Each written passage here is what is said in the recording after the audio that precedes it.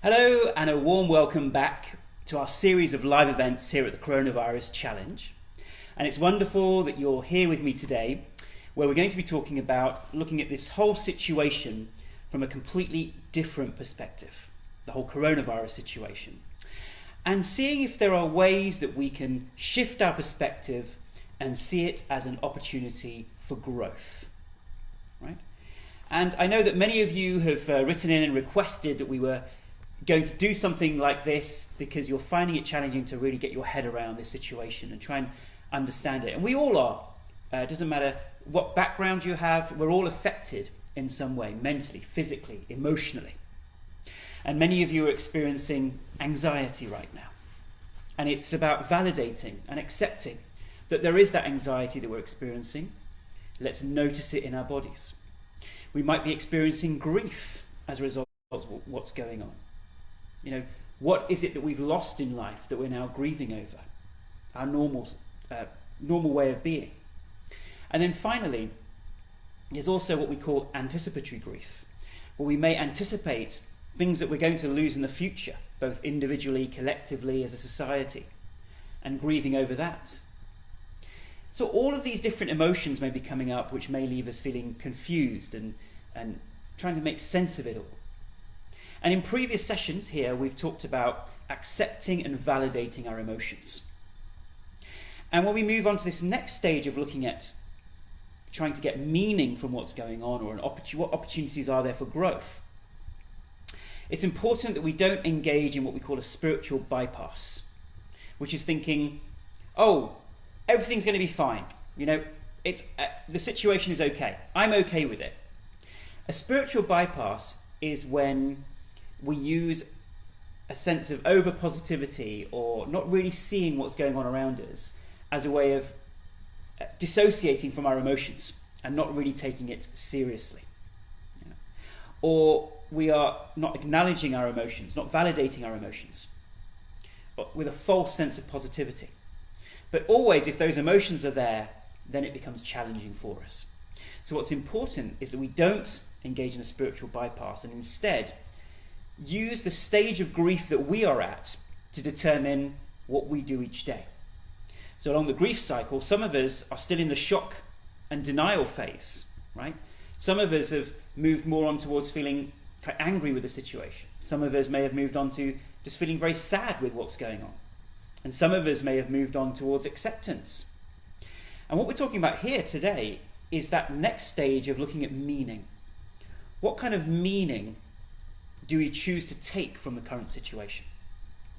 And that's what we're going to talk about today. And something that I'd like to share with you, something new that you're the first people to know about, is that we will be launching a retreat, a 3-day virtual retreat, where we'll be doing meditations, workshops, etc. And that will be, I'll give you the dates here, that will be from the 24th to the 26th of April this month. So 24th to the 26th, Friday, Saturday, Sunday. And it will be Eastern time from 9 in the morning till 6 in the evening.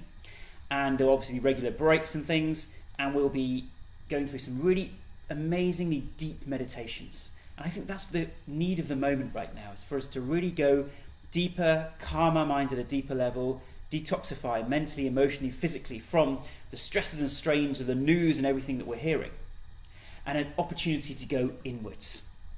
Okay. So you're the first people to hear about it, the Coronavirus Challenge 3-day retreat, and you can find out more information. We're just putting things together, and it will be at the website, we can visit it now actually. It's thecoronaviruschallenge.com/retreat. Okay. And it's something that's open to everybody, so it's not just people who are doing the Gupta program, but it's open to your friends, your family, anyone who's really finding the current situation a little tricky and wants to go deeper. Yeah? So that's just what I wanted to announce today. So in terms of looking at the opportunities for growth in the current situation, I'd like to start off with a poem. It's actually not a poem, it's actually some lyrics from a song by Lauryn Hill. The song called Everything is Everything. And in kind of colloquial slang, everything is a way of saying what is. So be it. Whatever will be, will be. Okay. So some of the lyrics of this song go like this. Everything is everything. After winter must come spring. Everything is everything. Sometimes it seems we'll touch that dream, but things come slow or not at all. And the ones on top won't make it stop, so convinced that they might fall. Let's love ourselves and we can't fail to make a better situation. Tomorrow our seeds will grow. All we need is dedication. Let me tell you that everything is everything. What is meant to be will be. After winter must come spring. Change, it comes eventually. And I just looked at those lyrics today and thought that really sums up what we're talking about today. That as tragic as the current situation feels, when we go deeper and we're prepared to acknowledge and accept our emotions and then move on to the next stage of really understanding what the opportunity is in this current situation. Once again, we're not spiritually bypassing, we're still acknowledging what we're experiencing and feeling, but at the same time using this as an opportunity to grow.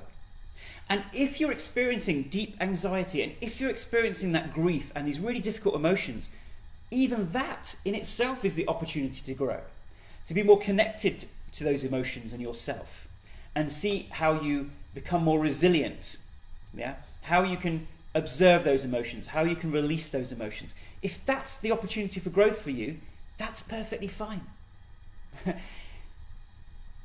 And, in ancient times, in the East, let's say in India, China, yogis would look for a place of solace to shut themselves off from the outside world. So they would often go into a cave, historically, in the mountains of the Himalayas. And it would give them an opportunity to stop their mind shooting out into the outside world, but actually to go deep within.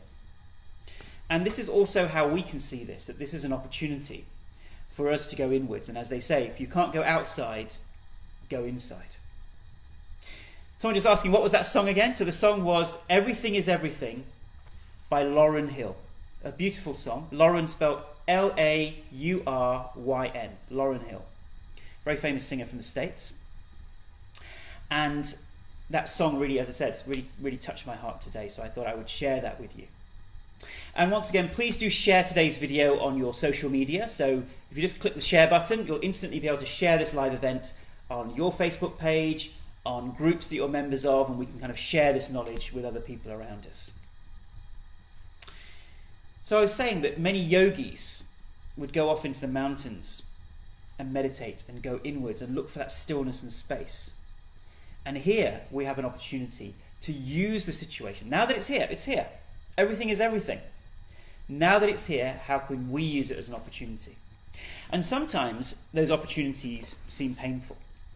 Take the example of a caterpillar turning into a butterfly. Imagine that caterpillar suddenly, from eating leaves and enjoying its existence, goes into this tight little cocoon that it wraps itself around. And it goes through that cocoon process where literally wings sprout from its back. And who knows how painful that experience might be for that caterpillar.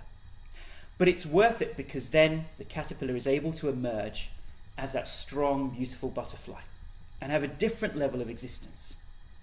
And if we can just tilt our head slightly, look at this situation slightly differently, we can see where the opportunities for growth are for us as individuals, as a community, as a society, and then the entire planet. There's little opportunities for growth at each of those individual stages. And let's look at those stages now. So if we look at the relationships that we have around us, there are three main relationships. There's the relationship with ourselves. Okay? There's a relationship with other people around us. And then there's a relationship with community or society or the planet. Yeah? There's three, I can't remember what they're called. They're not adverbs, basically I, you, them. Those three kind of layers of our existence, or a relational existence. And so in terms of the I, how is this period of time an opportunity for you to go inwards and explore? So let's think of those different layers. So at the physical layer, is this an opportunity to work on your physical well-being? And if you're taking the coronavirus challenge, we talk about diet. What changes to our diet can we make that we've always wanted to make? What changes can we make to our levels of activity and exercise? Even if you can't go outside in the country that you're in, there are apps now where you can exercise and better your body inside. So at a physical level, what opportunities are there for our self-growth? Then, at the emotional level, if we're experiencing some difficult emotions, what have we done with emotions in our past? We tend to do two things. We either numb out from them and dissociate and push them away, or we indulge those emotions and make them worse. In the current situation, observe yourself and think, what am I doing right now? Am I numbing out from these emotions?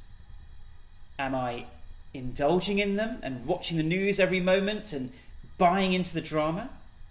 Or am I having the opportunity right now to just simply observe and to be with my emotions?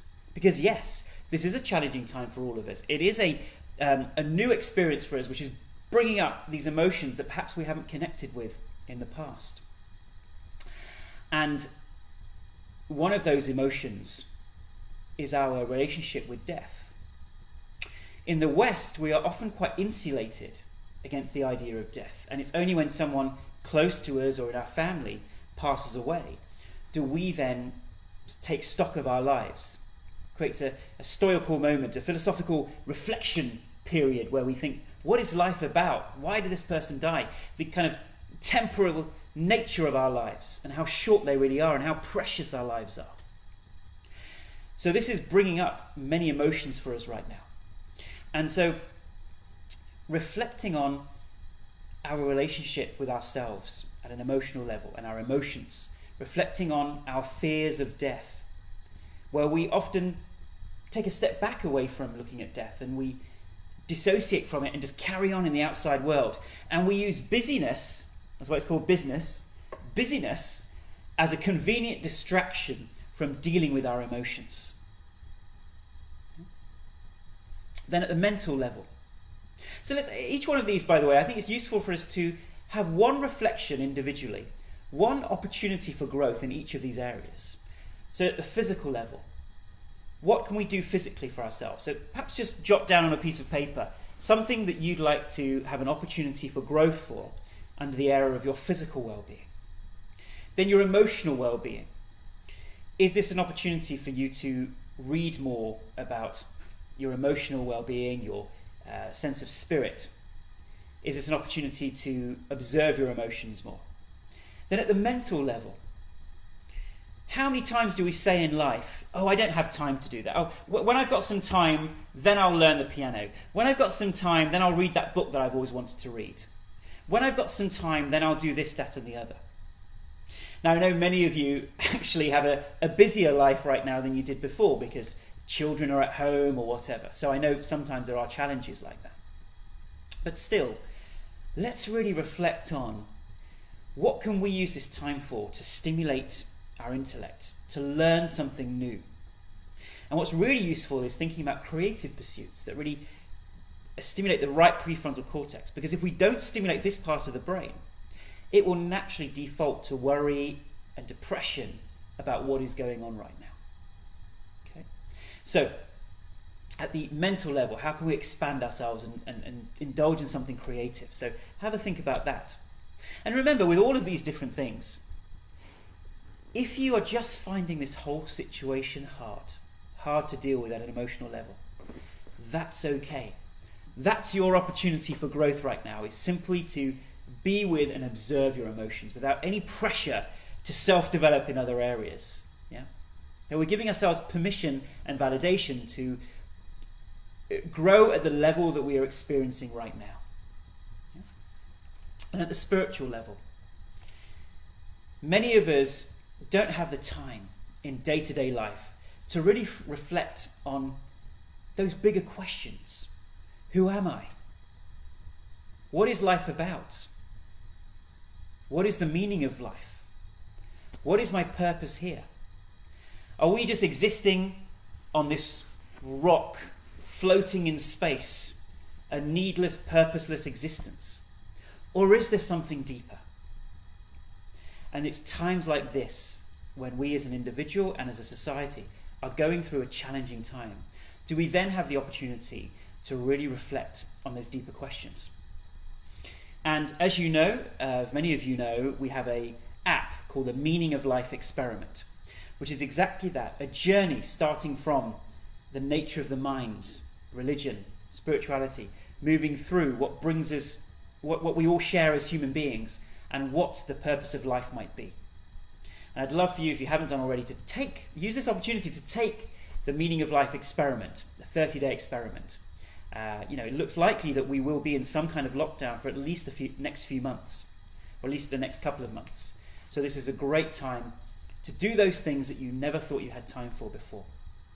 And you can find out more information on the Meaning of Life Experiment by searching Meaning of Life Experiment on Google, or you can go to our website, which is themeaningoflife.tv, and there you will find where you can download the app. Okay? So, we've talked about our relationship with ourselves, physically, emotionally, mentally, and spiritually.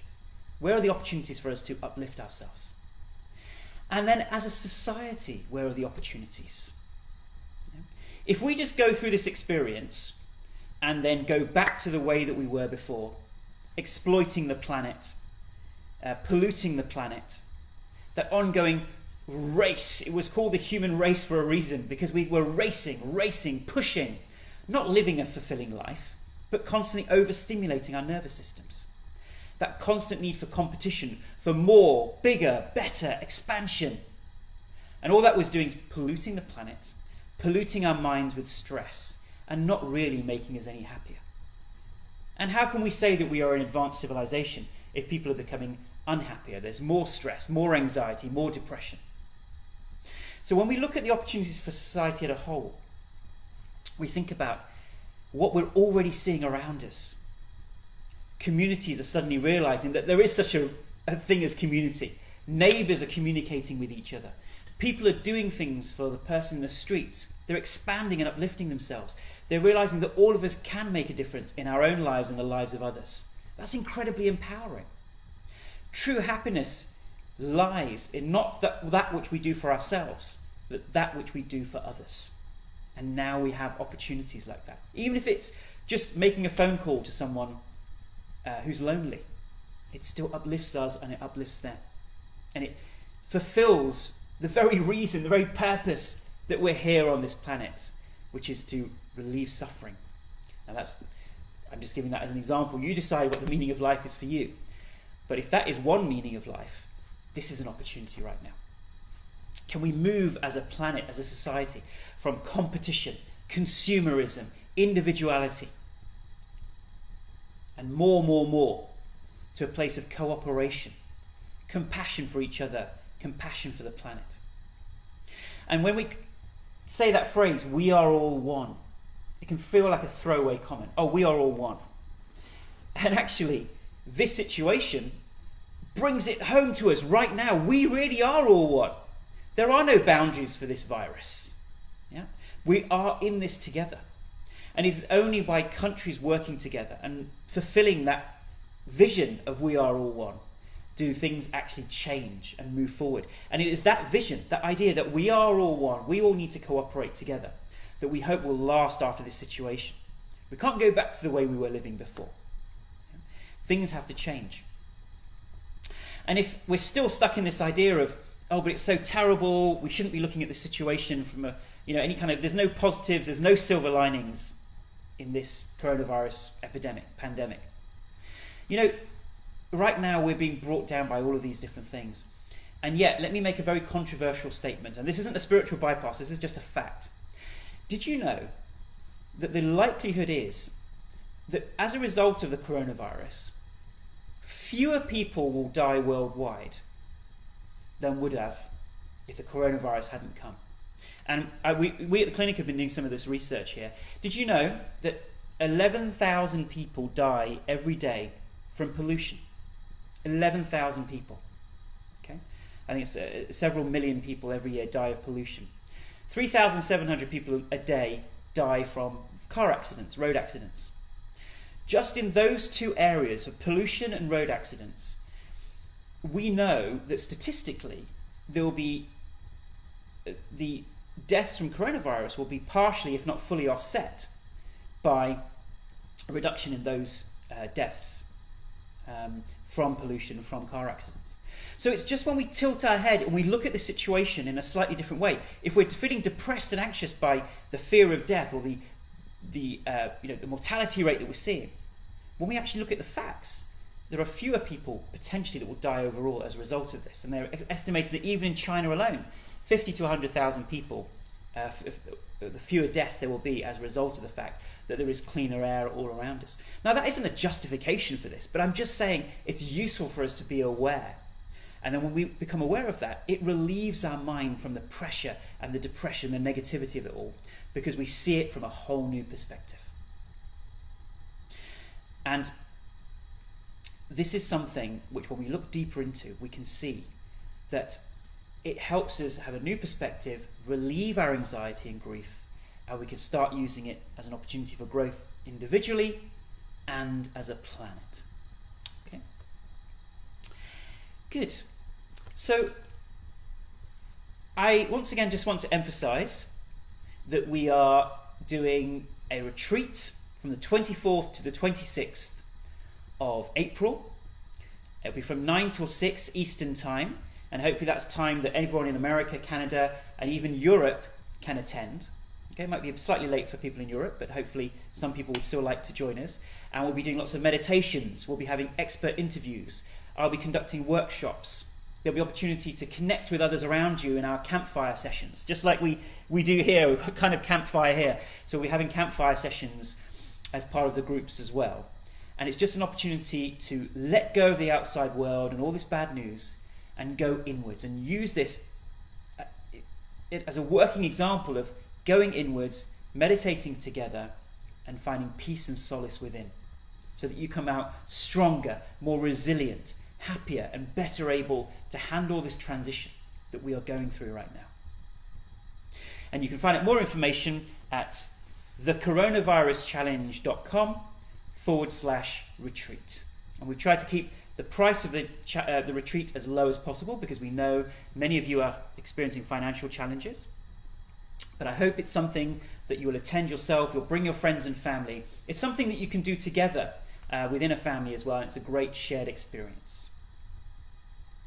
So what I'd like to do is, once again, invite you all to attend that particular retreat. Tell everyone around it, and please do share it on your social media.